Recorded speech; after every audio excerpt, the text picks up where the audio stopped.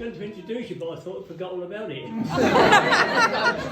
This is why we have Kit on hand. I did tell Kit you would.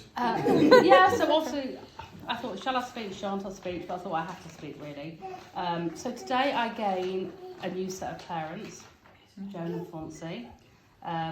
From the first time we met at Kempton Park Market, where we drank tea and shared chips, back in March 2015.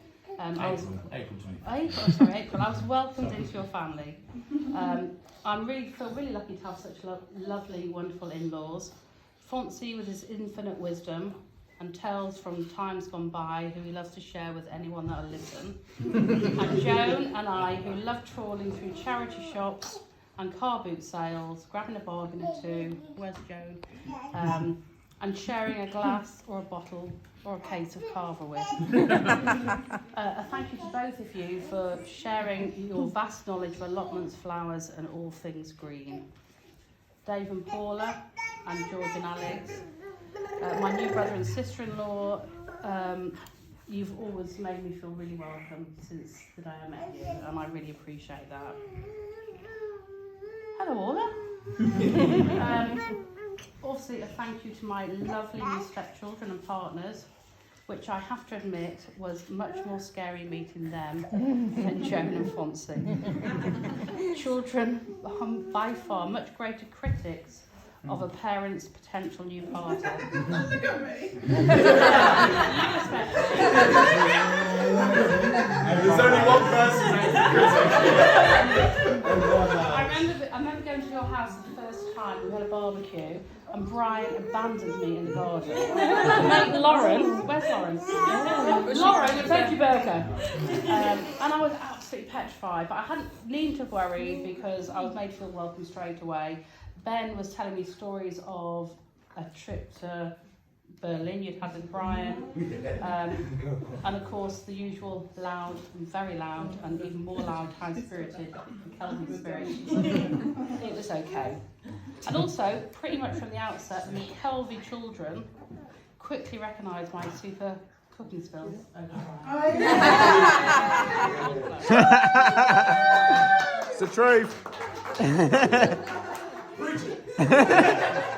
What's especially important to mention today to all the McKelveys, this is all of you here, is a truly heartfelt welcome for embracing my dear darling son Finn. Yay, Finn! He certainly feels part of your family and has developed great relationships with all of you individually. Obviously Joan being his favourite, and Joan, it's not just because of the title. I'm so happy to have you, Dad, today to walk me down the aisle. That's actually made my day. But even happier I am to have him in my life, in our lives, in Brighton, close to our family. It's been a rocky time for him, and it's fabulous to stand here today with you. Lovely.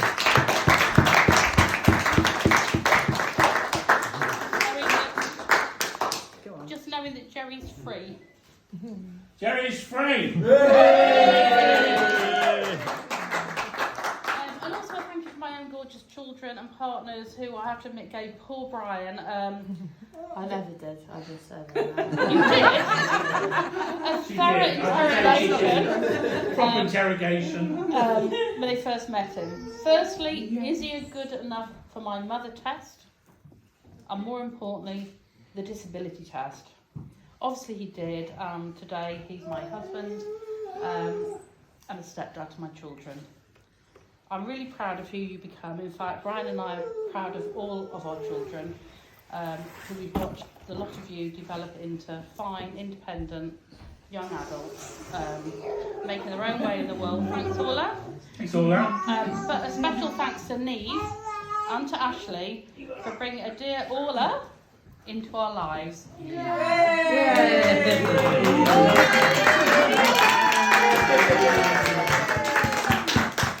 the little treasure of 2021. Last but certainly not least is my Pebbles family, which is Kit, Lisa, Beth and Sally. who have literally been my rocks for the last 15 years. A lifeline for me and my family at times that were really challenging.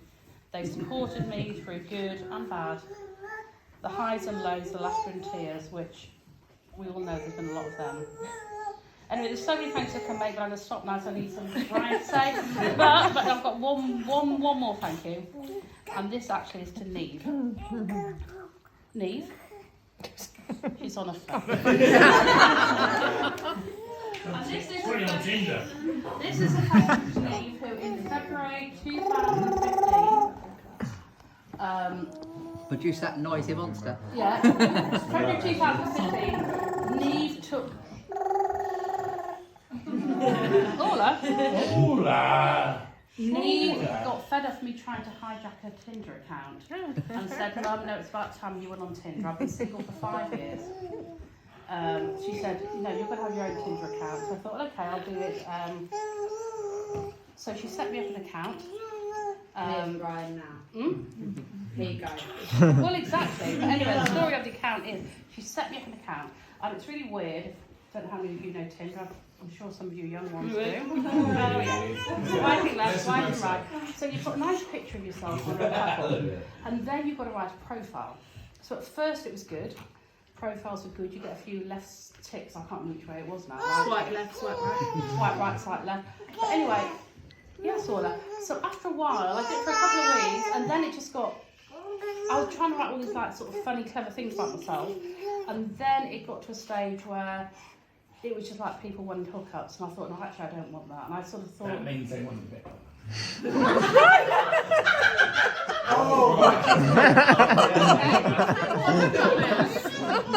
I thought, I'm coming off Tinder, and I'm going to do what every self-respecting Brighton woman should do, and I am going to go on Guardian Soulmates. And I'm not going to talk all this stuff about I'm really You're nice, feeling I'm this, that, the shit, other. Tinder and you went Brian on Tinder. Pardon? Nothing. We're getting there. Listen, Nick. So I went on Brighton Soulmates, and I thought, what should I do with my profile? I thought, I'll do a nice picture, and I thought, I'm not going to do any of that rubbish about I'm this, I'm that, and the other. I'm just going to say, husband needed. big letters, husband needed. So it was Sunday night, husband needed. So I put it on my profile, went to bed, got the next morning, and I had 114 replies. Wow. All from women saying, you can have mine.